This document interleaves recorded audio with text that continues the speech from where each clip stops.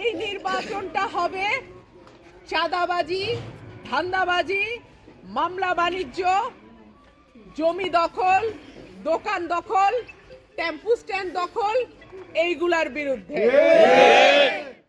আর আমার যেহেতু কোনো মার্কা নাই, দলীয় মার্কা নাই, আমি ঠিক করেছি আমি হাঁস মার্কায় দাঁড়াবো। আপনারা সকলে প্রতীক বরাদ্দের দিন এটা অবশ্য আরো বেশি পরিষ্কার হয়ে যাবে যে মার্কা কি দাঁড়ায়।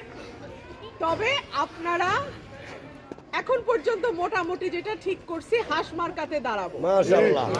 দল, মত, ধর্ম, বর্ণ নির্বিশেষে সকলের কাছে আমার আহ্বান থাকবে, আপনার মূল্যবান ভোটটা দেবেন যাতে আগামী 5 বছরের জন্য আপনার পরিবার, আপনি, আপনার সমাজ এবং আপনার এলাকা নিরাপদ থাকে।